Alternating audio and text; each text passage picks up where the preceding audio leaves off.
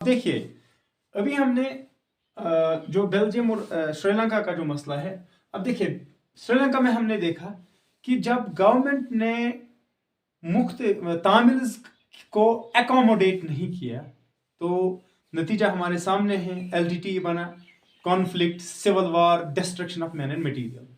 अब देखिए जो यूरोपियन कंट्री है बेल्जियम, बेल्जियम ने क्या किया?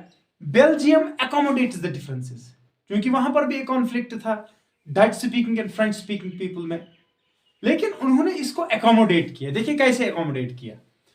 इन्होंने क्या किया? फ्रॉम 1970 टू 1993, 1970 से 1993 तक 4 बार डच हुकूमत ने अपनी कॉन्स्टिट्यूशन अमेंड की, अपनी कॉन्स्टिट्यूशन में अमेंडमेंट की ताकि इस चीज को एकोमोडेट किया जाए, जो सोशल डिफरेंसेस है वहां पे उस डिफरेंस को एकोमोडेट किया जाए, और जो वहां पे डच स्पीकिंग पीपल है उनको इक्वल अपॉर्चुनिटीज मिल सके, उनकी लैंग्वेज को रेस्पेक्ट मिल सके, उनकी लैंग्वेज को ऑफिशियल दर्जा मिल सके, और वो जो डच स्पीकिंग पीपल है उनको equal opportunities in education, in economy as well as in acquiring the political offices उनको मिल सके। देखिए पहली बात उन्होंने क्या की, पहली अकोमोडेशन उन्होंने कैसे की? Dutch and French equal rights opportunities in central government. यानी देखिए क्योंकि वहां पर फ्रेंच माइनॉरिटी में थे और डच मेजॉरिटी में, लेकिन उन्होंने अब क्या किया कि इक्वल अपॉर्चुनिटी, दोनों को इक्वली ट्रीट किया एज इक्वल्स। डच और फ्रेंच को इक्वल राइट्स मिलेंगे, इक्वल अपॉर्चुनिटीज मिलेंगी सेंट्रल गवर्नमेंट में। अब देखिए उसके और क्या किया इन्होंने? इन्होंने एक फेडरेशन लाई, क्योंकि फेडरेशन में क्या होता है कि distribution of power between central and state governments.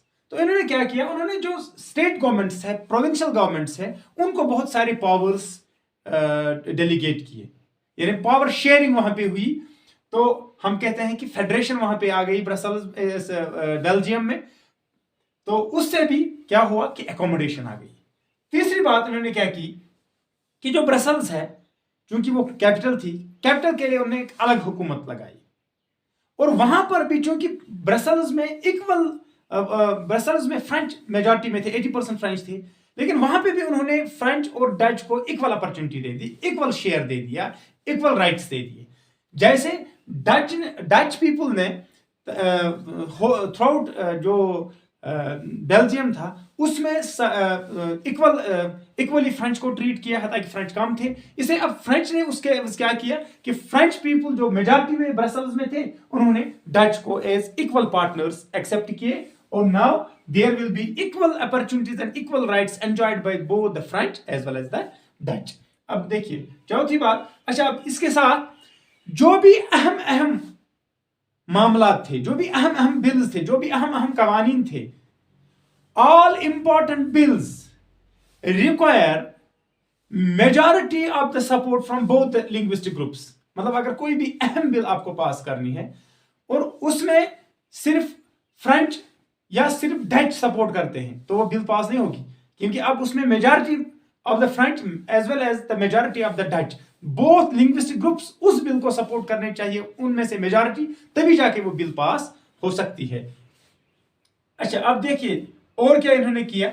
उन्होंने और एक गवर्नमेंट बनाई, एक तो सेंट्रल गवर्नमेंट थी, फिर स्टेट गवर्नमेंट्स थी, अब एक अलग गवर्नमेंट उन्होंने बनाई, उसको कम्युनिटी गवर्नमेंट कहते थे। कम्युनिटी गवर्नमेंट कैसे इलेक्टिव होती थी कि मिसाल के तौर डच है, इसी तरीके से फ्रेंच है, इसी के तरीके से वहां पे ये क्या कहते हैं इसको, कुछ जर्मन्स भी थे। तो लिंग्विस्टिक ग्रुप्स जो जहां पे रहता है वो अपने मेंबर्स को इलेक्ट करता है। तो लिंग्विस्टिक ग्रुप्स जो थे वो अपने अपने मेंबर्स को इलेक्ट करते थे, और वो एक कॉम्प्लेक्स और एक अलग तरीके की गवर्नमेंट थी जिसमें हर एक लिंग्विस्टिक ग्रुप अपने मेंबर्स को चुनता था, और उससे एक कम्युनिटी गवर्नमेंट वजूद में आती थी। अच्छा इस कम्युनिटी गवर्नमेंट की का क्या काम क्या था? इस कम्युनिटी गवर्नमेंट का काम यह था कि educational related matters, culture related matters and language related matters इसी कम्युनिटी गवर्नमेंट के अंडर आते थे। तो इन 4 चीजों की वजह से इन्होंने उस डिफरेंस को जो उनके लिए काफी खतरनाक, जो इस बेल्जियम की यूनिटी के लिए खतरा हो सकता था, जो वहां के पीस और अमन के लिए खतरा हो सकता था, उसको एकोमोडेट किया। अब देखिए हमारे लिए इसमें क्या लेसन है। हमने दो एग्जाम्पल्स पढ़ी, एक श्रीलंका की एग्जाम्पल और एक बेल्जियम की एग्जाम्पल। श्रीलंका में हमने देखा कि जब तामिल्स को लगा कि we are being treated as unequals, we are being treated as second class citizens, हमारी जबान को, हमारे कल्चर को तहफ़्फ़ुज़ यहाँ पे मिलता नहीं है, तो जब उन्होंने वो डिमांड की तो दैट वाज डिनाइड, तो नतीजा सिविल वार। अब देखिए बेल्जियम ने क्या किया, इन्होंने रेस्पेक्ट किया उस डाइवर्सिटी को, और जो वहां पर जेन्युइन डिमांड्स थे उनको एड्रेस किया। तो नतीजा हमारे लिए लेसन ये है, unity is possible in respecting diversity. जब आप डाइवर्सिटी को रेस्पेक्ट करते हैं, जब आप इस मुख्तलिफ सोशल ग्रुप्स, मुख्तलिफ लिंग्विस्टिक ग्रुप्स, मुख्तलिफ कल्चरल ग्रुप्स, इनके वजूद को पहले कबूल करते हैं, फिर उनको रेस्पेक्ट देते हैं, फिर उनको एकोमोडेट करते हैं, तो नतीजा कि आप यूनिटी को पॉसिबल बनाते हैं। It is unity in diversity, unity is possible. इत्तेहाद, यूनिटी तब पॉसिबल है जब आप डाइवर्सिटी को एक्सेप्ट करेंगे, रेस्पेक्ट करेंगे, एकोमोडेट करेंगे। दूसरी बात, अगर आप मेजॉरिटेरियनिज्म को एनफोर्स करेंगे, जैसे श्रीलंका में हुआ, वहां पर सिन्हालीज ने तामिल्स पे अपनी मेजॉरिटेरियनिज्म एनफोर्स किया, तो नतीजा यह निकला, इट अंडरमाइन्स द यूनिटी। वहां तामिल्स ने एक्सेप्ट नहीं किया, तामिल्स ने बाज़ाब्ता उसको तोड़ने की कोशिश की थी, हता कि फिर वायलेंस हुई, हता कि फिर उनको भी अकोमोडेट ही करना पड़ा। अब देखिए वाई पावर शेयरिंग, क्योंकि हमने पहले कहा था कि असल में हमें पढ़ना है पावर शेयरिंग। तो पावर शेयरिंग का मतलब सिंपल ये है कि जहां पर हम पावर को डिस्ट्रीब्यूट करते हैं, पावर को शेयर करते हैं मुख्तलिफ स्टेक होल्डर्स के दरमियान।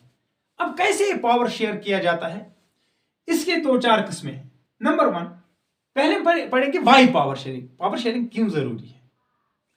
पावर शेयरिंग इसलिए जरूरी है because it is the spirit of democracy. Democracy में आपको हर एक को रेस्पेक्ट करना है, हर एक ग्रुप को रेस्पेक्ट करना है, हर एक कम्युनिटी को रेस्पेक्ट करना है। तो जब आप रेस्पेक्ट की बात करेंगे, एक्सेप्शन की, उनको एक्सेप्ट करने की बात करते हैं, उनको एकोमोडेट करने की बात करते हैं, तो डेमोक्रेसी का स्पिरिट ही ये है। इसलिए आपको हमेशा पावर शेयरिंग करनी है। जो भी स्टेक होल्डर्स हैं, जो भी कम्युनिटीज है, जो भी लिंग्विस्टिक ग्रुप्स है, जो भी सोशल ग्रुप्स है, जो भी पॉलिटिकल पार्टीज है, आपको उनके साथ पावर शेयरिंग करनी है, तभी जाकर आप यूनिटी को इंश्योर करते हैं। तो हम कहते हैं कि power sharing is important, power sharing जरूरी है। क्यों? क्योंकि it is the spirit of democracy, ये डेमोक्रेसी की रूह है, इसके बगैर डेमोक्रेसी पॉसिबल ही नहीं है। दूसरी बात, इट रिड्यूसेस द कॉन्फ्लिक्ट।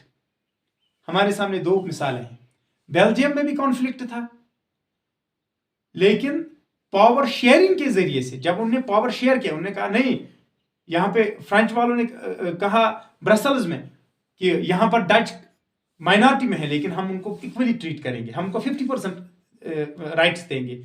तो नतीजा क्या हुआ कि सारे इस बेल्जियम में जो डच मेजॉरिटी में थे, उन्होंने कहा कि हम फ्रेंच को इक्वली ट्रीट करेंगे, हम उनको 50% राइट्स देंगे।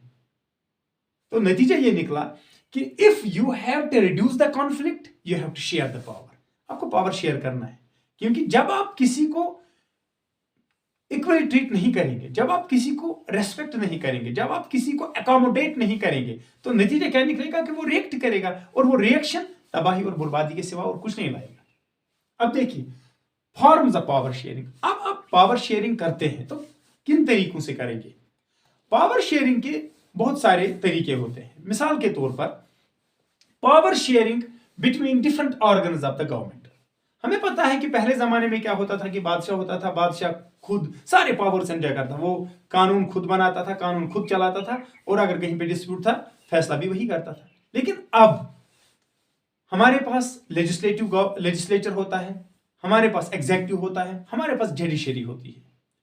जनरली ये तीन ऑर्गन्स ऑफ द स्टेट होते हैं।